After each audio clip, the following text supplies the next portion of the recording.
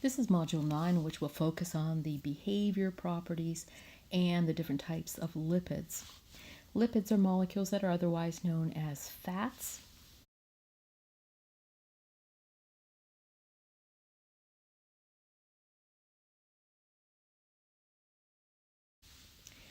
We're going to focus on the lipids to talk about their function, but they're a very varied group of molecules. No particular structural features hold them in common. This is mainly because they are grouped together because of all of them being nonpolar molecules. They're insoluble in water.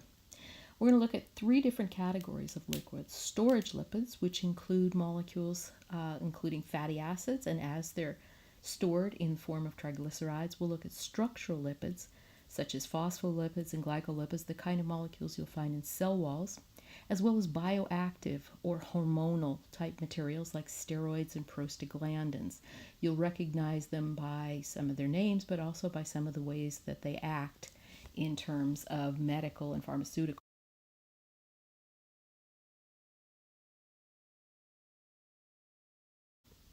Let's first look at the storage lipids.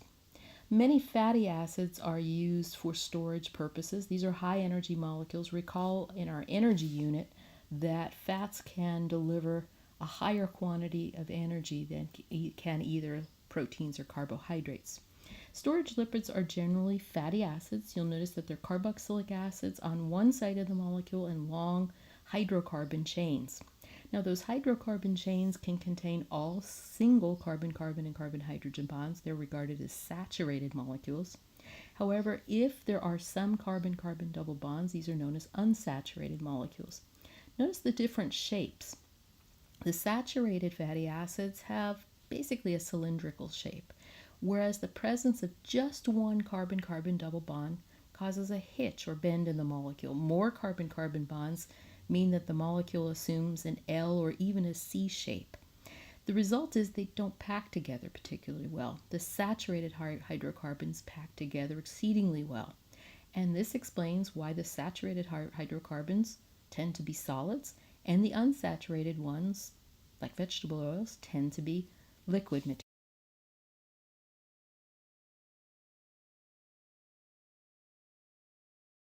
Let's briefly look at how we're going to name these compounds. The standard way of naming them is to name them with a trivial name, and you don't need to remember those. You'll always have those available to you. For example, this molecule shown here is linoleic acid. In front of the name, we have a categorization of the type of carbon-containing molecule it is. The 18 refers to the fact that it's an 18 carbon chain with a semicolon and the number 2. That indicates that there are 2 double bonds. The delta symbol and the 9 and 12 indicate that those double bonds, the 2 of them, start respectively at the number 9 and number 12 position. That's the standard nomenclature. Now, you may have also heard these materials regarded as omega acids or omega fatty acids. This system names the positions of unsaturation from the other end. Rather than starting their numbering system at the carbonyl carbon, the omega system starts at the end of the hydrocarbon chain. So, for example, an omega-6 fatty acid will have a double bond starting at the number 6 position from the end of the carbon chain. The omega-3 and omega-6 fatty acids are believed to be beneficial in terms of lots of naturally occurring health benefits. Something we should include in our.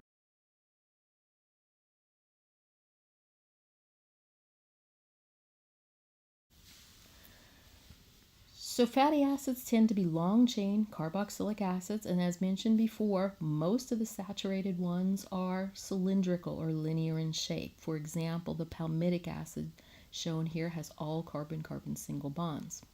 With the presence of 2 double bonds in the structure, linoleic acid has a distinct kink in the shape.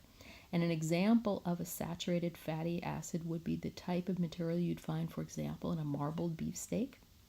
Whereas an unsaturated fatty acid, due to the fact that they don't fit together terribly well, tends to be a liquid material, such as a vegetable oil or something like safflower oil.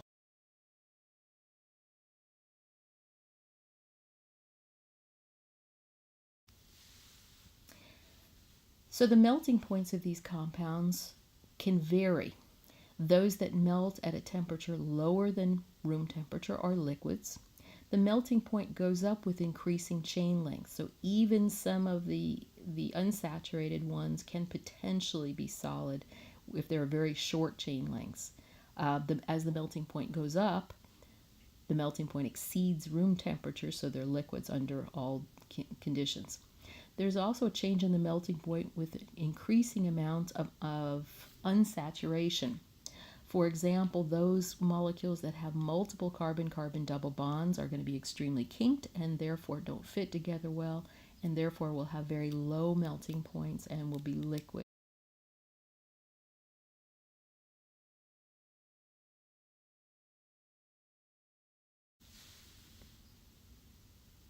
Now, to store them in the body, we use an ingenious system where 3 different fatty acids are connected to a glycerol backbone. The glycerol molecule shown there has a 3-carbon chain and hydroxyl groups or alcohol groups on each of the 3 carbons. When that glycerol molecule reacts with fatty acids, the result is a fatty acid ester, specifically a triester.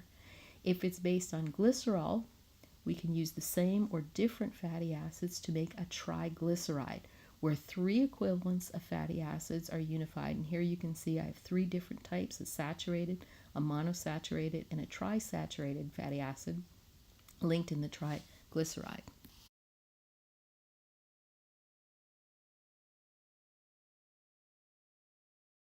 Glycerides found, well, unfortunately, they're not terribly advantageous except for storing energy.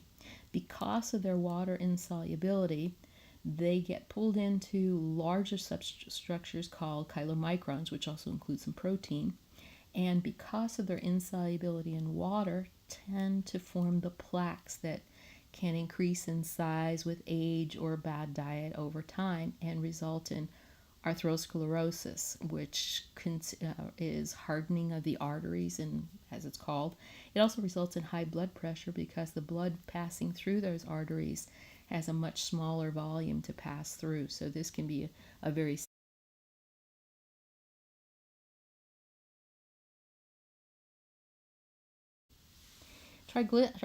Acylglycerides are also used in nature. For example, whale oil has triglycerides, particularly in the cranial region of the whale.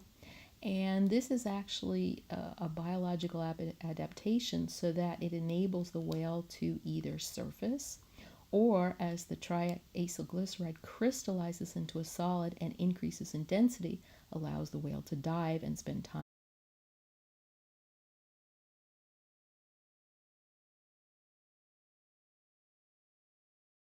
So all these triglycerides are the esters of fatty acids. Notice the ester linkage, the carbon-oxygen-carbonyl-carbon bond here, and it can be one or the same fatty acid. There's all different possible combinations. Now, what happens with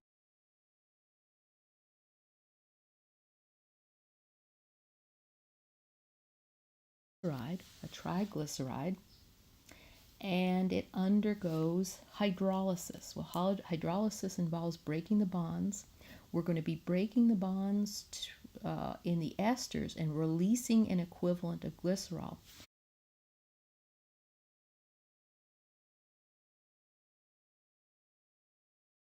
In the presence of base. If you take a fatty acid or fatty acid triglyceride and place it in strong basic solution, what happens is those bonds are broken, the glycerol is liberated, and instead of fatty acids, we end up with 3 equivalents of fatty acid salts, glycerides of the particular fatty acids that went into making the triglyceride. These are very, very polar materials.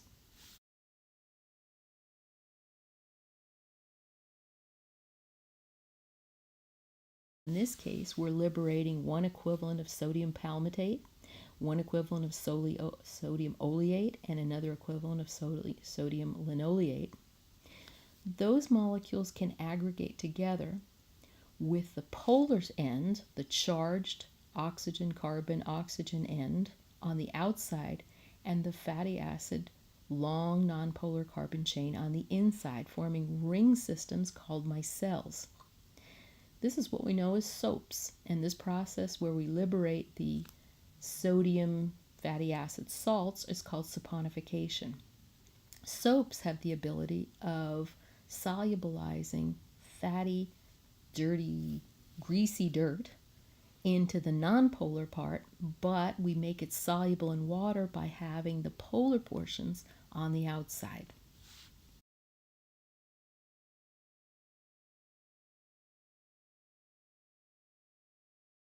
In our diets, and this particular slide shows you a representation of the mixture of different fatty acid triglycerides that are in various materials. Butter and lard and beef fat, as you might expect, have a higher proportion of the saturated fats, whereas materials like corn oil, peanut oil, or olive oil have a higher percentage of the unsaturated fats like oleic and linoleic acid.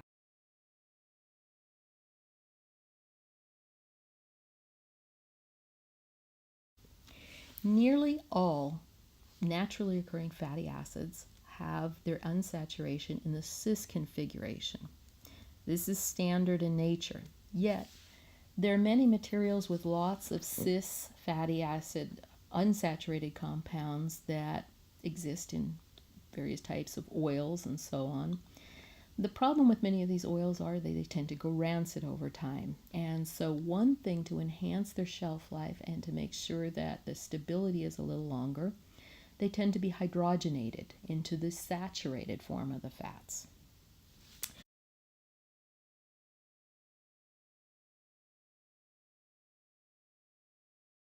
Occurs, and this is what we would regard as making vegetable oil margarine.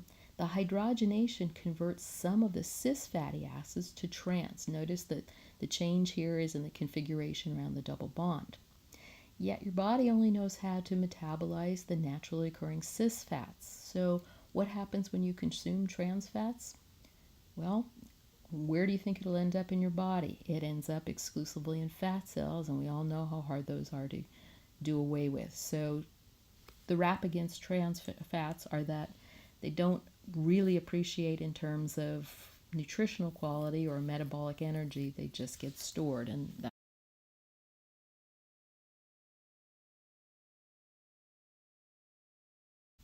let's look at some structural lipids. If instead of a triglyceride, we have the backbone of a glycerol where one of the fatty acid esters has been replaced by a phosphate group, they're called glycerophospholipids. These materials are commonly found on cell walls in the lipid bilayer. The red dots indicate the polar end of the molecule, which would be the phosphate group with the two charged portions in it. Notice that it's a bilayer, so the outer part of the molecule and the inner part of the wall are the polar groups, whereas the material in the middle are the nonpolar groups. This would make it very difficult unless there was a channel, for example, for polar molecules such as ions to pass in and out of the cell without some sort of assistance.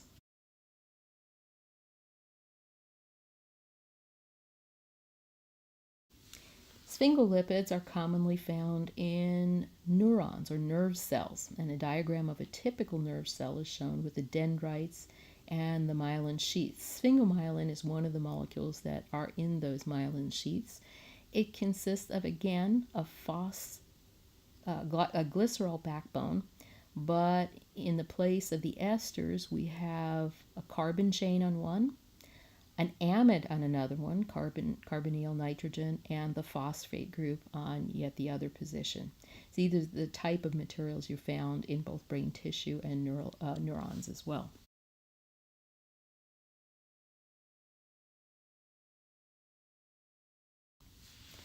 Bioactive lipids are materials that we might regard as hormonal or materials active in signaling in our body. One group of bioactive lipids are known as prostaglandins because they were first isolated from the prostate gland. They're also known due to their number of carbons as eicosanoids. They are all based on the molecule shown at the top, which is arachidonic acid, which is a 20-carbon fatty acid. What happens in the body is that they're transformed into the second molecule, which contains the five-membered ring, known as a prostaglandin. This is the standard form, a five-membered ring with a ketone and an alcohol group, and then two carbon chains, one of which contains a carboxylic acid, the other contains an unsaturated carbon-carbon double bond and an alcohol.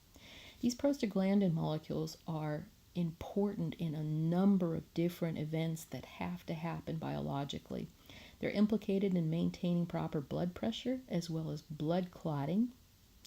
They can be present in order to indicate inflammation in the form of a fever. They cause the body temperature to elevate. They're important in labor induction toward the end of a pregnancy and, as mentioned earlier, in the generalized inflammation response.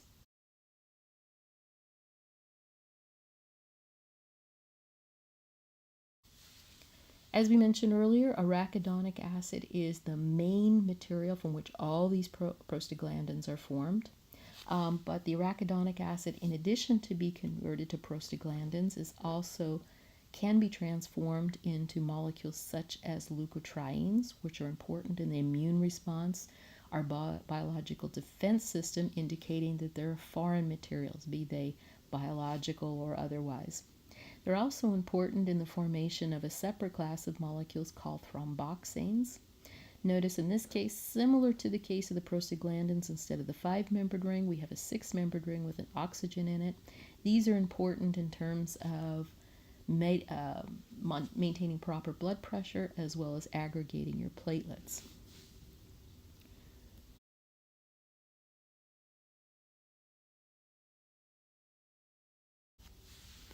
And here's a chemical reaction showing the formation with resorting some of the bonds from arachidonic acid directly to make a certain type of leukotriene. This one is known as leukotriene A4. We mentioned that these prostaglandins or eicosanoids are important.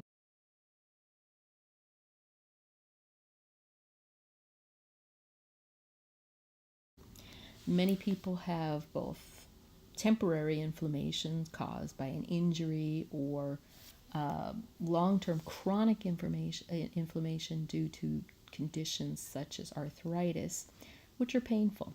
Now, the pain response is basically your body's way of saying to not use that particular material or that particular part of your body, but sometimes the pain gets overwhelming. One class of anti-inflammatory pain relievers that were released in the last 20 years include the molecules Celebrex and Vioxx, both of which have unfortunately been taken off the market due to side effects. What they do is block the COX-2 enzymes. By blocking those enzymes, you're not forming those molecules related to the inflammation response. So it's limiting inflammation by not allowing the prostaglandins to be formed. There are other materials that do the same thing and that are doing so at a little safer rate. These materials, Celebrex and Vioxx, are tied into some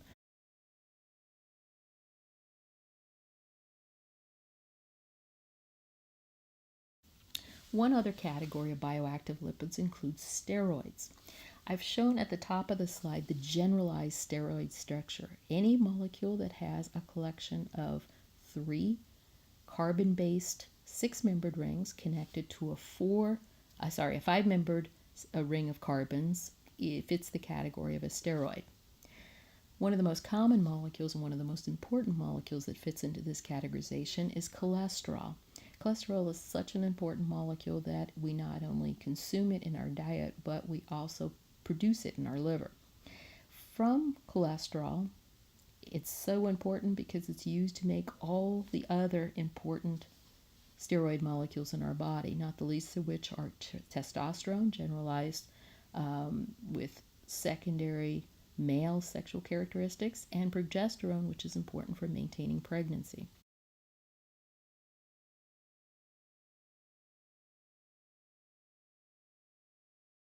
As lipid molecules often get collected and transported in the bodies in chylomicrons, which are aggregates containing both cholesterol as well as some proteins, in addition to triglycerides as well.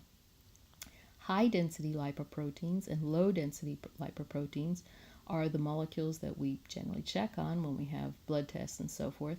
High density lipoproteins are the happy ones or the better ones. We like to have a good high HDL number, whereas we don't want our LDL to get too big, because that's the one, the low density chylomicrons, are going to create the problems, including those plaques that we talked, arterial plaques that we talked about a little bit earlier.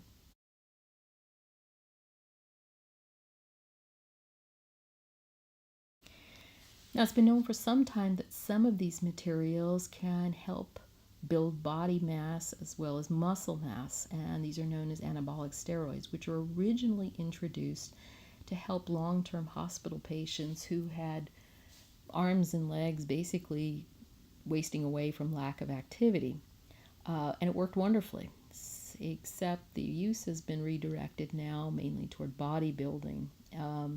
Many of these materials are simple derivatives. There's a number of different ones shown here, and one tiny bit of difference, and they still have many of that same muscle building capability.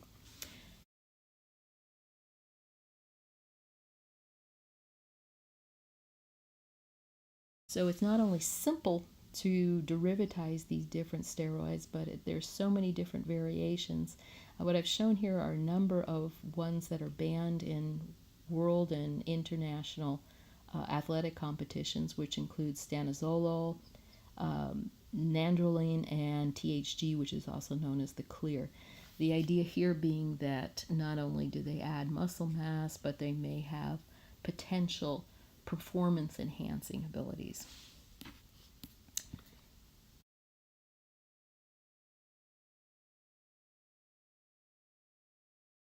Module 9, we've looked at the different categories of lipids: storage, structural, and bioactive lipids. We've looked at the difference between saturated and unsaturated fatty acids, their effects on their melting points due to the different shapes of the molecules, how fatty acids are compacted into triacylglycerides, and how triacylglycerides can be once again hydrolyzed by a saponification or soap making to make fatty acid salts. We've also looked at the structures and properties of eicosanoids, also known as prostaglandins, as well as those of steroids.